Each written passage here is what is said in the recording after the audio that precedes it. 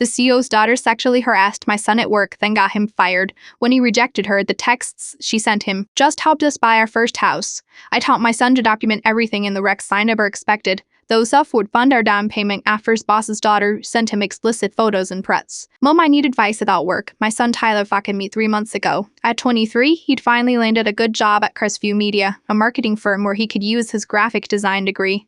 The pay wasn't great, but the opportunity seemed worth it. I'll tell the CEO's daughter Amber joined his department.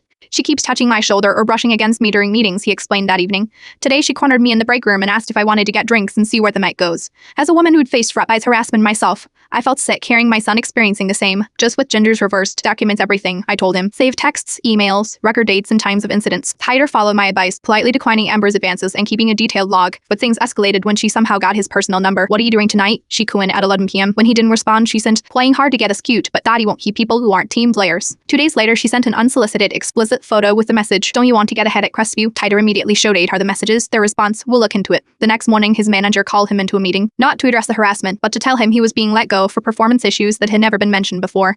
As he packed his desk, Amber walked by and whispered, should have been nicer to me, what they didn't know. Tyler hadn't just documented Amber's harassment. He also saved emails showing his consistently positive performance reviews, plus texts from colleagues, confirming Amber's pattern of behavior with other male employees who'd suddenly resigned. We couldn't afford a lawyer, but my sister's best friend worked at an employment law firm. After reviewing Tyler's evidence, she took the case on contingency, explaining that the documentation created a textbook case of sexual harassment, wrongful termination, and retaliation. Crestview's lawyer initially dismissed our claims, until our attorney mentioned the explicit photos sent from a company phone to an unwilling recipient, coupled with the threat about daddy firing people who weren't team players. Their tone changed instantly. Last week, we settled for $175,000, not because they cared about what happened to Tyler, but because they feared what would happen if other employees learned a CL's daughter could sexually harass male staff with impunity. The agreement included a non-disclosure clause about the settlement amount, but nothing preventing Tyler from sharing his experience yesterday. He used $50,000 of the settlement as a down payment on our first house, something I've worked toward for 15 years as a single mom, but could never quite reach. Should we send Amber a housewarming announcement? Tyler joked as we signed the papers. I spend my life telling my son that actions have consequences. It turns out sometimes those consequences include a 3-bedroom house with a yard for the people who were wronged.